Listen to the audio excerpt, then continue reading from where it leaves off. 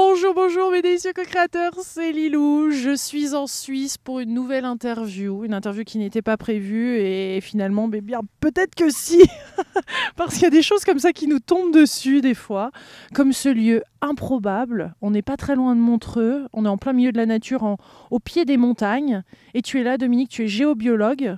Donc on va parler de ton métier et puis de ce qui se passe dans un lieu comme ça, parce que c'est rare, tu sais, que je tombe dans un endroit. J'ai une sensibilité qui fait que j'ai tout de suite vu ces petits elfes, ces fées, ces gnomes, ça pétille de partout. Je m'attendais pas à ça. C'est rare. C'est rare, oui et non. Ouais. C'est-à-dire que dans la nature, on a toutes ces choses, mais simplement il faut rentrer en contact avec, pour les découvrir. Si simplement on fait une promenade en se projetant dans le futur ou dans le passé, eh bien c'est vrai qu'on ne va pas vraiment avoir la possibilité de les rencontrer. On va passer à côté de choses comment tu appelles ça, qui vibrent sous un autre plan, qui sont dans une autre dimension, qui. Alors les êtres élémentaires, c'est un tout petit peu le côté quantique. Actuellement, sur cette Terre, on vit le plan physique.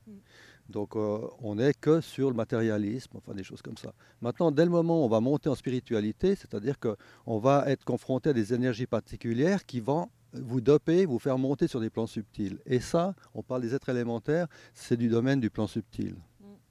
Donc, Mais pourtant les arbres, parce que là quand je suis arrivée ici, j'ai senti des arbres qui étaient vivants. Bon bah tu vas me dire, des arbres ils sont vivants un petit peu partout, mais pourquoi ceux-ci sont différents? Pourquoi j'ai senti qu'il y avait quelque chose qui se passait dans ce lieu?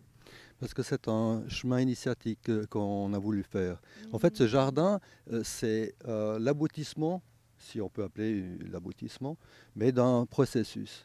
C'est qu'on a démarré déjà pour savoir qu'est-ce qui a précédé quoi dans l'énergie. Pourquoi les civilisations se sont succédées toujours aux mêmes endroits. On se dit, ben, par exemple, la cathédrale de Notre-Dame à Paris, on a du néolithique, ensuite on a une superposition avec des bases romaines, et au-dessus, il y a la cathédrale qui est sur le plan chrétien. Et on s'aperçoit, est-ce que c'est géologique, géographique, ou qu'est-ce que c'est? Et l'étude de ces jardins, enfin ce développement de jardins, nous a permis de comprendre. Peut-on partir d'une feuille blanche? Est-ce qu'on peut amener des énergies? Est-ce qu'on peut créer les choses? Eh bien, j'ai la réponse. En fait, c'est les deux. On a besoin d'une énergie particulière, donc de conditions géologiques qui permettent, qui favorisent, qui a en fait le condensateur. Et ensuite, on va mettre une symbolique au-dessus qui va rayonner. Donc les cathédrales, c'est des caisses de résonance, pour être vulgaire. Et ce travail que nous avons fait dans le jardin, donc on a fait 7 jardins à thème. Le premier nous a donné des informations qui nous ont fait rebondir sur le deuxième, et ainsi de suite jusqu'à 7. Donc c'est un peu un jeu de piste ou c'est une découverte petit à petit? C'est une découverte. Comment vous avez découvert ce lieu à ce moment-là? Qu'est-ce qui vous a emmené ici? Simplement parce que ce lieu n'avait rien. Ouais. Et c'est ça qui nous intéressait. Initialement, c'était une pépinière. Donc il y avait des arbres en alignement. Comme on n'avait pas cette vocation de pépiniériste, on s'est dit, mais qu'est-ce qu'on va faire? C'est 1300, ça va 13 000 mètres carrés, en fait c'est 1,3 hectares.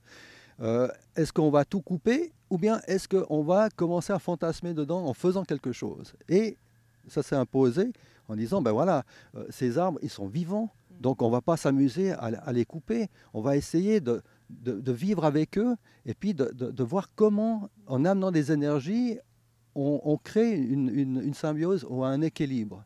Et on s'est aperçu qu'en récoltant les eaux de surface des toitures, parce que c'est ce qu'on devrait faire pour chaque endroit, on a apporté une biologie particulière, c'est-à-dire depuis le protozoaire jusqu'aux insectes et aux prédateurs des insectes, on a recréé un microcosme.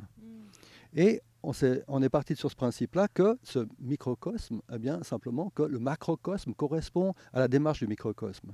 Donc en fait, en reprenant le problème de la base, on a créé ce lieu qui maintenant génère beaucoup d'énergie. Donc vous sentiez, en tant que géobiologue, je veux dire, il y avait des indices aussi qui étaient physiques, enfin qui étaient plus concrets. Il y a d'une partie l'énergie, il y a l'intuition qui joue, il y a un ressenti, et puis après il y a des éléments dans la matière qui prouvent qu'en effet cet endroit-là est particulièrement intéressant. Alors ce qui était intéressant surtout, c'est que c'était presque un endroit impropre à la culture. Simplement parce que si on n'utilisait pas les produits de synthèse, tels que les engrais ou les produits chimiques, on n'obtenait pas des résultats satisfaisants. Donc on a fait une analyse du sol et puis on s'est aperçu que là, il n'y avait pas grand-chose qui allait pousser. Donc en informant les composts, parce que le compost par exemple c'est une matière vivante, on recrée la chaîne, on fait de l'information. Donc comme l'homéopathie par exemple c'est de l'information. Ce qu'on fait en homéopathie, on peut l'appliquer sur la culture, sur enfin tout ce qu'on fait. Oui. Et puis ça donne quelque chose, un résultat qui, faut reconnaître, fait venir des gens. Oui. Et puis crée le bien-être. Oui. Alors j'aurais peut-être dû utiliser plutôt le terme de géoénergie ou de mesure, parce que dans tout ce qui se passe ici, il y a le visible et il y a l'invisible. Qui est en fait le 50%. L'invisible, c'est le 50% du tout. Hein. Si on n'en tient pas compte, eh bien, on ne va pas réussir à monter sur des plans subtils. Ça, c'est pas possible. On va rester que sur ce plan matériel. Oui. Alors, ce qu'on veut, on veut la quintessence. On veut vraiment que ce niveau vibratoire monte. Oui. Et que fait ce niveau vibratoire? Simplement qu'il va nous éveiller, il va éveiller nos consciences. Oui. Et puis, il va faire qu'on pourra vivre mieux. Oui. Puis en comprenant d'où on vient et où on va. Parce que bien souvent, l'homme impose sa propre façon de faire. On parlait hier des arbres et le fait de simplement de rentrer dans le champ énergétique de l'arbre. Il y a peut-être une demande à faire. Bien souvent, on impose ce qu'on souhaite, alors que là, finalement, parce qu'on parle beaucoup de permaculture également et d'être plus en harmonie avec la nature. Mais là, c'est amplifier ce qui est déjà, c'est communiquer avec, c'est en respectant, c'est encore autre chose. Alors, je pense qu'il faut découvrir véritablement que tout ce qui vit autour de nous, c'est nos frères, c'est nos sœurs. En fait, on a passé par ce stade d'évolution, donc en fait, on a un lien direct avec. Et cette vie-là, on peut pas la dissocier de notre vie, c'est pas possible. Mais par contre, il faut la considérer non pas comme de la marchandise, mais comme étant des êtres vivants à part entière. Ouais. Et dès le moment où on a ce respect, tout se passe, tout arrive. Quand tu dis tout arrive, parce que là, il y a plusieurs plans de conscience, il y a plusieurs réalités auxquelles pas toutes les personnes qui viennent ici, je suppose, voient ou s'aperçoivent. On voit qu'il y a plusieurs jardins, cette personne s'attend à différents types de plantes, il y a 1300 variétés de roses. Bon, ça c'est concret, on les voit. Mais cette vie-là, ce côté vivant des arbres, de tout, qu'est-ce qui le rend possible et comment le plus l'exposer Alors, un jardin, par exemple, c'est plusieurs lectures. Oui. On peut avoir la première lecture sur le plan formel, c'est-à-dire on vient voir des fleurs, c'est une lecture.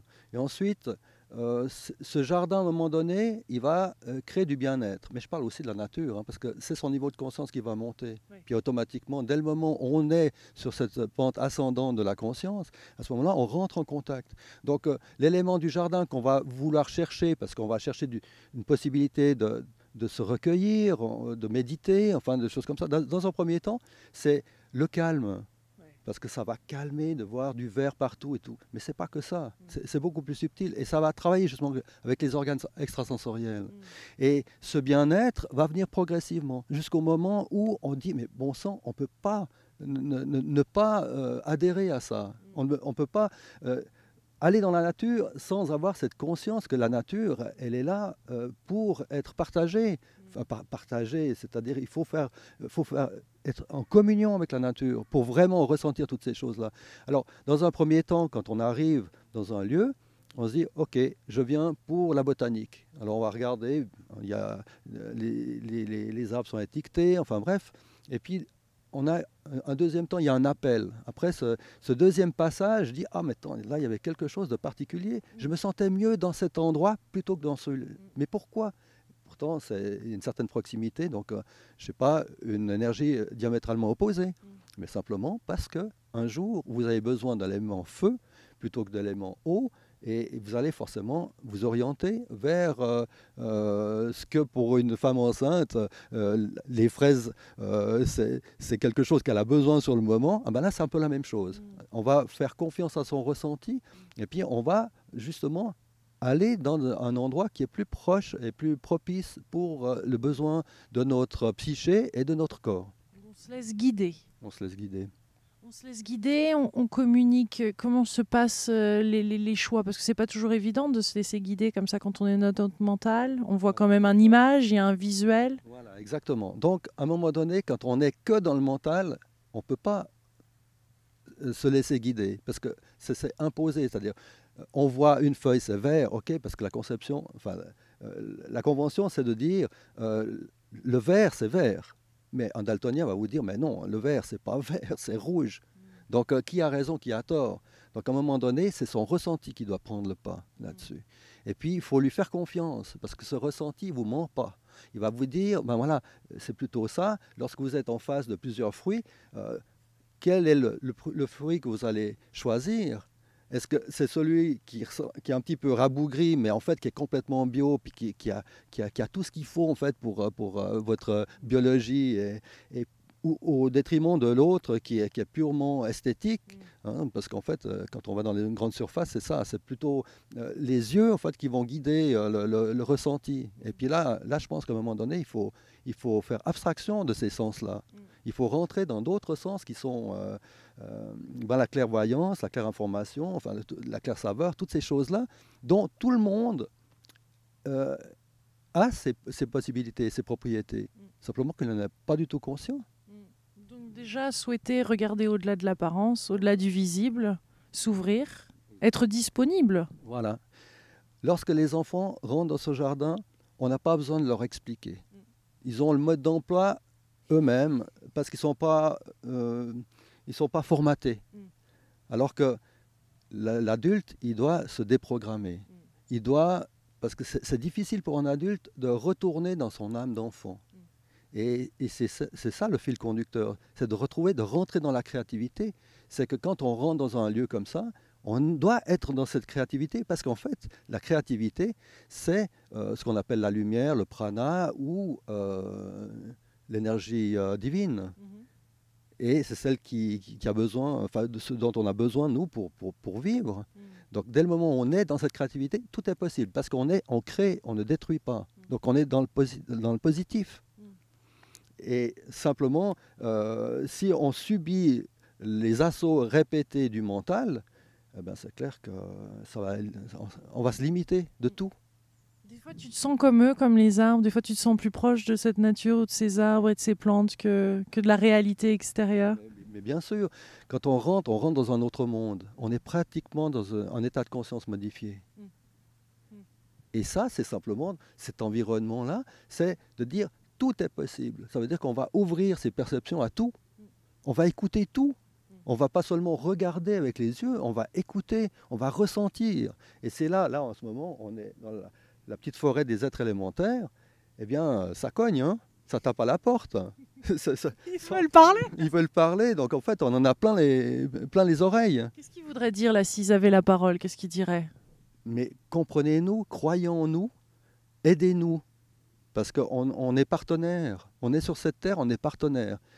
Si cette terre disparaît, chose que je pense l'humanité disparaîtra avant, mais ce serait dommage. Donc grandissons ensemble. Voilà. En fait, c'est ça. On est là pour vous aider, on est là pour grandir ensemble. Leur rôle, leur mission, ils ont une mission de vie ou ils ont une mission en commun? Alors les êtres élémentaires sont reliés, comme son nom l'indique, aux éléments. C'est-à-dire que les nains, par exemple, qui font 34 cm de haut, ils sont là liés directement à l'élémentaire. Donc ils vont s'occuper des animaux, ils vont s'occuper des plantes. Lorsque certaines plantes dans votre jardin ne fonctionnent pas comme ce que vous le souhaitez, eh bien vous appelez, vous leur demandez. Et puis tout d'un coup, il y a une information qui arrive. Comme une intuition, une information qui arrive. C'est pas quelqu'un qui va vous parler à l'oreille, hein, ça ne va pas chuchoter comme ça. Par contre, ça va dire « Ah, attends, il y a quelque chose dont je n'ai pas pensé. » Et ce n'est pas une forme pensée, ce n'est pas quelque chose qui vient de vous. C'est tout d'un coup « Ah, mais oui, mais ça c'est évident. » Ou bien, ils vont vous mettre sur la piste, dans un bouquin, une revue ou comme ça. Simplement qu'ils vont vous envoyer une information que vous soyez capable de décrypter. Donc voilà comme ça, comme il cause. C'est par métaphore, par forme pensée. Voilà, Mais les fées, les gnomes, c'est pareil. ils n'ont pas la même mission. Ils n'ont pas la même mission, mais disons qu'ils rentrent en contact avec vous de la même manière. En s'ouvrant à eux. Donc en communiquant, même si on ne les voit pas, de communiquer avec eux, de leur demander des réponses. Exactement, oui. Alors je pense que on le fait aussi avec des entités, avec les décédés. On fait, de temps en temps, on demande de l'aide. Et puis on dit, bah, attends, là, j'arrive pas à résoudre ce problème et tu peux pas me donner un coup de main. Puis là, tout d'un coup, paf, ça vient. Et ben voilà, c'est ça. Donc il faut s'ouvrir. Il ne faut pas imaginer qu'il n'y a que le plan physique qui est apparent. Il faut vraiment s'ouvrir à tout le subtil. Quand tu organises, je sais que tu fais également ça, des jardins professionnels ou privés, des personnes qui veulent créer un jardin qui est harmonieux, qui est énergétique, qui est construit sur le nombre d'or, enfin qui amplifie encore plus les terres. Est-ce que des fois tu rencontres des entités ou des énergies qui bloquent comme ça, et qu'est-ce que tu fais pour rééquilibrer un centre énergétique, un lieu énergétiquement, qui soit plus harmonieux? Alors, je pense que tout le monde a la capacité justement de créer un lieu comme ça. Simplement, à un moment donné, on doit travailler sur les 3 plans, c'est-à-dire le plan physique dans l'action, le plan mental dans la conception et le plan spirituel. Pourquoi on va le faire, dans quel but on va le faire. Et on va aller toujours dans le sens de la vie. Et jamais on va mettre une perturbation en amenant une cheminée cosmotellurique négative à un endroit. Donc on va toujours essayer de faire en sorte, on va chercher l'équilibre. Mais on ne va pas chercher sa propre équilibre, sachant que l'équilibre environnemental est tout aussi important que la maison. Donc on va chercher vraiment la quintessence. Donc dès le moment où on part sur ce principe-là, on est déjà juste. Après, il y a des ajustements, il y a différentes choses, parce qu'il faut ressentir les qualités énergétiques différentes pour pouvoir dire, attends, on va mettre un petit peu plus de ci, un peu plus de ça. Mais dès le moment où on le fait avec le cœur, ça marche. Est-ce que ça demande beaucoup d'entretien des jardins comme ça ou... Pas plus qu'un jardin normal, simplement qu'on va ordonner les choses d'une certaine façon, avec un concept qui est un petit peu différent, que simplement l'approche de dire, ben voilà, on va délimiter une propriété en mettant des arbres en alignement. Là, on va jouer avec plutôt l'environnement, les oiseaux, on va choisir des plantes qui vont nourrir les oiseaux, et ces oiseaux vont amener d'autres plantes, parce qu'en venant là, ils vont lâcher des graines, puis à un moment donné, la nature, eh bien, on va composer avec, c'est-à-dire la nature, elle va mettre son petit grain de sable. Et puis il faut laisser la nature prendre une partie de ça. Et c'est comme dans un jardin, si on veut avoir un équilibre, eh bien, on va créer un lieu pas trop léchoté, mais un peu fouillis comme ça, où les êtres élémentaires vont se régaler. Ouais, donc ils doivent aimer la permaculture. Qu'est-ce que tu en penses de la permaculture? C'est l'équilibre. Ouais. On est en ce moment parti trop dans la monoculture. Donc cette monoculture, qu'est-ce qu'elle fait? Elle déséquilibre tout. La permaculture, au contraire, eh bien, c'est une plante qui va aider les autres, ainsi de suite. Donc en fait, c'est une valorisation. C'est une valorisation de la terre. Et d'ailleurs, quand on regarde la nature, elle est très variable, la nature. On a des espèces partout. Donc pourquoi est-ce qu'on ne partirait pas justement en reprenant ce concept, en disant, ben voilà, on ne va pas tout aseptiser. Il y a des plantes hautes, il y a des plantes pionnières, et il faut respecter ces cycles. Mais il y a un côté énergétique peut-être qui n'est pas inclus dans la permaculture, ou si? Oui, beaucoup plus que dans une culture. Le subtil. Alors, la permaculture... J'ai l'impression que ce que tu m'expliques est encore à un autre niveau que la permaculture. Ça inclut la permaculture, mais il y a encore un autre degré, une autre dimension. Tu vois? C'est simplement que lorsqu'on va tout faire monter j'irais entre guillemets en conscience, parce que la matière, c'est-à-dire qu'on va engrammer la matière, on va lui mettre de la spiritualité dans la matière. Donc en fait, ça va recréer encore une fois quelque chose qui va attirer. En fait, c'est le serpent pas qui se mord la queue, mais disons qu'on a un point de départ, puis après c'est illimité. Le lieu, il va rayonner, et tous les lieux vont rayonner. Et plus on aura de lieux qui vont rayonner, plus les gens seront bien, seront équilibrés.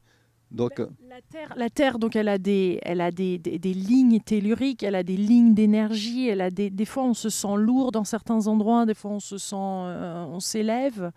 Ça correspond à quoi certaines de ces lignes? C'est comme ces veines, c'est comme ces méridiens, on peut dire? Alors exactement, donc on parle beaucoup des réseaux Hartmann dans les maisons, par exemple, des nœuds telluriques, enfin des points géopathogènes. Mais en fait, ce n'est pas vraiment ces choses-là qui sont très importantes. Je pense qu'il faut voir dans la globalité. La qualité vibratoire du lieu va nous dire si c'est un endroit qui est propre à l'habitat ou pas. C'est sûr qu'il y a des maisons à cancer, il y a des choses comme ça, il y a des choses auxquelles il faut réfléchir aussi. Les urbanistes, les architectes ont une très très grande responsabilité parce que en fait, ils ne tiennent pas compte de tous ces aspects. De plus en plus maintenant, ça vient. Les gens commencent à devenir sensibles en disant on devrait faire très très attention parce qu'on a les hyperfréquences, on a différentes choses. Mais cette conscience, elle doit être nourrie. On est au point de départ maintenant. On retrouve en fait des choses qui étaient connues ancestralement. Et on commence véritablement maintenant à dire attends, ils n'avaient pas tort les anciens quand ils faisaient ça. Par contre, maintenant, tout a changé dans le fait qu'on est beaucoup plus nombreux sur cette terre. On ne peut plus mettre une maison là où, idéalement, on la placerait parce qu'elle est positive. Oui. Donc actuellement, il y a une urbanisation, oui. On a des contraintes. Par contre, il y a des solutions. Donc on peut faire des rituels, on peut demander purification des lieux, on peut peut-être poser des objets ou faire des choses pour que même en centre-ville et même dans les villes où on se sent un petit peu plus étriqué, où on sent qu'il y a toutes ces lignes et ces ondes et cet électromagnétisme et tout ça, pour trouver un petit brin de, de verdure. Alors, c'est sûr que notre environnement suscite beaucoup de préoccupations. Il y a l'insécurité, il y a la malbouffe, il y a toutes ces choses-là. Donc, je pense que c'est plutôt la conscience. Quand on cherche les perturbations dans une maison, par exemple, c'est intéressant de trouver le cœur de la maison. Parce qu'on se dit le cœur de la maison, c'est une résultante mathématique, pas du tout. Le cœur de la maison, c'est madame. Madame qui est là, comme la fée Clochette, qui va réactiver. Si elle est bien dans son environnement, eh bien tout se passe bien. Parce que c'est elle qui réunit, c'est elle qui ordonne et tout ça. Par contre, dès le moment où elle n'y habite pas parce qu'elle n'est pas bien, vous lui posez la question de savoir où elle a laissé ses valises. Parce qu'il faut vraiment qu'elle y habite dans sa maison. Et souvent les perturbations sont liées à ça. Donc ça peut être un niveau du couple. Alors ne cherchons pas trop les courants telluriques, les ci, les ça. Oui, ça a une influence. Mais je crois qu'il faut mettre peut-être la personne au centre de son habitat. Oui. Mais là, tout à l'heure, on parlait de gnomes, de fées, et on peut sentir dans les habitations aussi cette énergie-là parfois. Est-ce que justement, en leur parlant et en leur demandant de nous indiquer le chemin à suivre, il y a peut-être une communication là aussi qui manque dans les villes avec eux? Alors, envie d'être entendu aussi. Hein. Ils sont présents dans les villes. Ils sont présents et c'est assez étonnant parce que quand on va à Paris, par exemple, eh bien, dans les avenues, vous avez déjà des chants d'oiseaux incroyables et là, vous avez des êtres élémentaires. Donc, en fait, ils sont partout. Mais on n'a pas la conscience, on passe à côté. Donc, en fait, c'est comme si on a des personnes qui regardent que dans une direction, qui vont dans cette direction-là, puis il y a les autres qui grouillent autour et puis il n'y a plus cette conscience-là. Donc forcément, dès le moment où on n'arrive pas, il faut à un moment donné que chacun tende la main et puis que peut-être un jour, cette main puisse être reprise par quelque chose, enfin une énergie différente. Mais il faut vraiment faire c'est par l'ouverture qu'on arrivera à faire ça. C'est de ne pas se limiter, c'est de dire, encore une fois, tout est possible. Il y a des personnes qui travaillent, à qui j'ai parlé, qui travaillent pendant la nuit et qui sentent très bien leur âme aller ouvrir d'autres centres et d'aller dans des endroits et qui sont appelés à se ressembler, même à se rassembler dans la vie, même du quotidien et de mettre des sons, mettre de la musique dans des lieux, de réveiller des lieux énergétiquement. Il y a comme ces puits de lumière qui sont en train de se réveiller un petit peu partout sur cette terre. Est-ce que tu sens ça? Est-ce que tu crois qu'il est en train de se passer quelque chose en ce moment? Alors, dès le moment où il y a une ouverture, il y a un niveau de conscience qui va évoluer. Et dès le moment où il y a ce niveau de conscience, forcément qu'on va allumer les réverbères, hein, on va créer de la lumière, on va essayer de redynamiser. Maintenant, il faut faire très attention, parce que tout le monde ne va pas évoluer de la même manière. On a maintenant une certaine lecture des choses, et après une certaine expérience, on a une autre vision, on a une autre lecture des choses. Et je pense que les choses doivent venir quand c'est le moment qu'elles viennent. Donc de simplement tout ouvrir, tout allumer, je ne sais pas, on doit expérimenter des choses. Et c'est dans l'adversité qu'on expérimente les choses. C'est là où on apprend quelque chose. Si on a un feu d'artifice partout ou bien quelque chose de formidable, ben, il n'y a plus rien à apprendre. Là, je pense qu'on est aux premières étapes. Il faut qu'on recommence pas à pas à monter dans une direction. Et ça se fait. Les gens se rencontrent, on échange, les informations circulent. Et puis, attention aux sectes. Parce que là, on n'est pas dans ce cas de figure. Nous, on ne veut pas ce genre de choses. C'est-à-dire qu'on ne fait pas d'endoctrinement. Voilà notre expérience. Là, on est bien loin. Là. Voilà. Voilà notre expérience. Si elle peut vous en profiter, tant mieux. Vous avez été accusé d'eux? Bah, il y a des gens qui voient ça bizarrement de l'extérieur. Ouais, dès le moment où on ne pense pas comme la masse, forcément qu'on est différent, forcément qu'on fait partie d'une obédience quelconque ou comme ça. Alors je dis simplement non. C'est dommage qu'il y ait encore ces... cela dit, c'est en train de bouger. C'est tout récent. Ouais. Mais c'est en train de bouger, je trouve, non? C'est en train de bouger, ouais. Bah oui, continuons à faire des jardins. Et puis partager, et puis c'est l'inverse justement, puisque c'est tellement ouvert et libre d'être, et on se connecte à la nature, qu'est-ce qu'il y a de plus ouvert que ça? Alors, plus ouvert, ce qui est incroyable, c'est que lorsque vous rentrez dans une pièce, parce que en fait, le parcours initiatique, c'est ça, vous rentrez dans une pièce, puis là, vous voyez, il y a 3 fenêtres dans la pièce. Puis ensuite, vous rentrez dans cette pièce, puis vous regardez par les fenêtres, puis vous voyez qu'il y a une autre pièce, beaucoup plus grande, beaucoup plus belle et tout ça, mais avec une dizaine de fenêtres. Donc vous allez franchir le pas, et puis plus vous allez aller, plus vous voyez qu'il y a des possibilités. Donc c'est ça qui... Moi tous les matins, je suis stimulé par ça, parce que je me dis, mais la vie, elle ne s'arrête pas là. Donc continuons à expérimenter.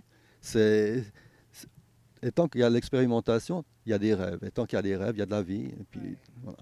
C'est ça, et là c'est bon. Et c'est ce qu'on sent ici. Et vraiment, ça a été un vrai plaisir de découvrir ce lieu, de faire cette interview. On a plein d'autres choses à discuter. Là, c'était une vidéo qui n'était pas prévue, qu'on le fait en plein milieu d'un autre tournage. Mais c'est du bonheur d'être ici tout de suite. On a fait plusieurs vidéos dans ce jardin et on n'a pas du tout perdu d'énergie. Des fois, quand on travaille comme ça de longues heures, alors qu'on est revenu hier soir rempli. Et qu'est-ce que ça fait du bien. Donc, merci de nous apporter ça, parce que c'est un vrai puits de jouvence. Merci d'être venu, de visiter notre petit lieu.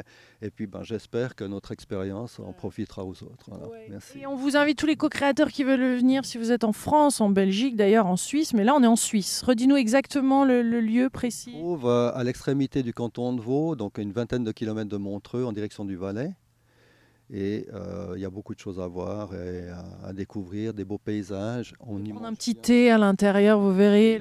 Et puis le côté féerique, c'est vrai qu'on en a besoin, parce que c'est comme celui qui va égayer quand même beaucoup de choses. Donc, et encore une fois, alimenter son âme d'enfant, je crois que c'est le plus important. Ouais. Merci beaucoup Dominique, on vous embrasse très fort, mesdames et co-créateurs, à très vite. Au revoir.